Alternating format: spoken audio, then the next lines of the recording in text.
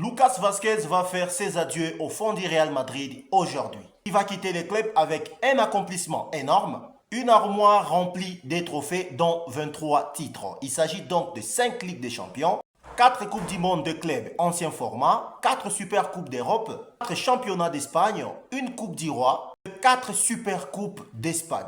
Il a joué avec le Real Madrid plus de 400 matchs, pour être précis, 400 et des matchs sous le maillot merengue. Plus rien à dire, Suisse n'est qu'une légende du club. Il va donc quitter le club et aujourd'hui c'est son dernier jour au club. Il va donc faire ses adieux au fond du Real Madrid.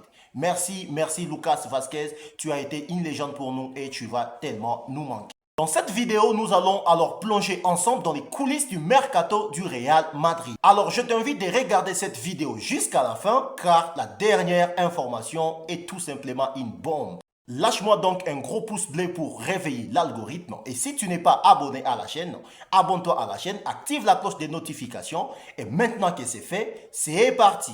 Nous venons de voir ensemble le départ de Lucas Vázquez qui est déjà officiel. Lucas Vázquez, une légende du club qui va tout simplement nous laisser. Ça, tout le monde les connaissait déjà. Et la deuxième information, il s'agit donc de Jude Bellingham. Oui, ce dernier n'est pas transféré, ce dernier n'est pas recruté dans un autre club. Mais Jude Bellingham a été donc opéré de l'épaule et sera absent 3 mois, comme le précise le journal AS. Le Real Madrid devra donc apprendre à vivre sans Jude Bellingham. On sait très bien que c'est un pari très difficile, mais obligatoire vu les circonstances, et Xabi Alonso a déjà une idée en tête. Arda Güler et Franco Mastantuono sont donc les joueurs qui sont tellement pressentis pour remplacer Jude Bellingham durant ces 3 mois d'absence, dans son rôle de milieu très offensif. Une autre info capitale nous vient depuis Marca. Selon Marca, il s'agirait donc d'Eduardo Camavinga qui prendrait le relais de Jude Bellingham. Il est donc important d'attendre les prestations de tous ces joueurs que nous venons de citer, Franco Mastantuono, Arda Güler et Eduardo Camavinga. On ne sait pas est-ce que ces joueurs seront capables tout simplement de faire douter les techniciens espagnols après que Jude Bellingham ait effectué son retour. En troisième position, il s'agit d'un joueur que nous connaissons tous et peut-être que certains d'entre nous ne veulent pas que ces joueurs puissent quitter les clubs. Il s'agit donc de Rodrigo Gomes. Depuis l'arrivée de Xabi Alonso, Rodrigo Gomes n'a pas eu beaucoup de temps de jeu. Il n'a joué que 95 minutes et cela devient beaucoup plus frustrant, agaçant et Rodrigo devrait être sur le point de départ. Cela a donc laissé la porte de sortie grandement ouverte pour Rodrigo Gomes.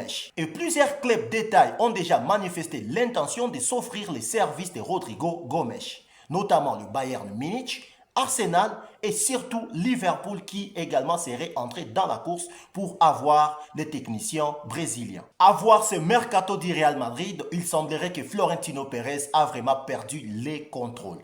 Pérez n'est pas celui qui contrôle ses mercatos car il y a beaucoup plus de détails qui lui échappent.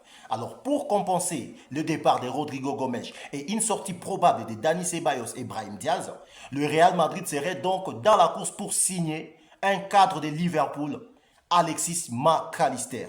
Et le Real Madrid est donc prêt à mettre 100 millions d'euros sur la table pour s'offrir les services du champion du monde argentin Qatar 2022. Il est ici à noter que depuis ce mercato estival a commencé, Florentino Pérez n'arrête pas de nous surprendre.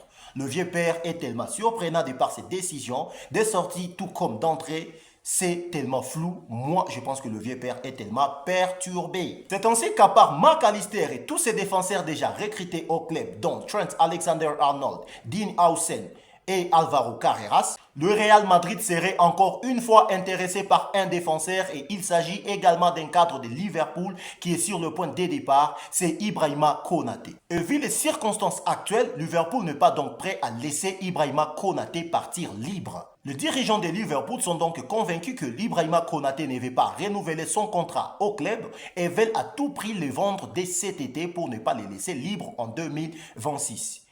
Un seul club en tête, le Real Madrid pour Ibrahima Konaté. Mais est-ce que le Real Madrid serait donc prêt à se jeter dans la course pour signer Ibrahima Konaté tout en sachant qu'il y a également le Paris Saint-Germain qui veut renforcer sa défense? Là encore une fois, Florentino Pérez devrait faire très fort. Lui qui voulait vraiment avoir Ibrahima Konaté en 2026 comme un agent libre. Mais là, Il doit se jeter dans la course pour avoir les joueurs car Liverpool est prêt à les vendre dès cet été. L'idée donc de Florentino Pérez pour avoir Ibrahima Konaté en tant qu'agent libre en 2026 n'arrangerait donc pas les dirigeants de Liverpool. Alors, let's wait and see. Comme je vous ai dit de rester avec moi jusqu'à la fin de cette vidéo, si vous êtes encore là, je vous invite encore une fois à lâcher un gros pouce bleu. Abonnez-vous à la chaîne si vous n'êtes pas encore abonné. Alors, découvrons ensemble cette bombe. Il s'agit donc d'un joueur que nous connaissons tous, que nous aimons tous, qui a d'ailleurs frôlé le Ballon d'Or en 2024. Vinicius Junior. Le Brésilien qui paraissait intouchable il y a une année, mais avec l'arrivée de Kylian Mbappé, les récentes prestations de Vinicius Junior en Coupe du Monde des clubs, et pas qu'en Coupe du Monde des clubs, toute la saison dernière, il a tellement été critiqué. La guerre d'ego qui a vu faire surface au Real Madrid avec l'arrivée de Kylian, tous les joueurs sont devenus presque égoïstes.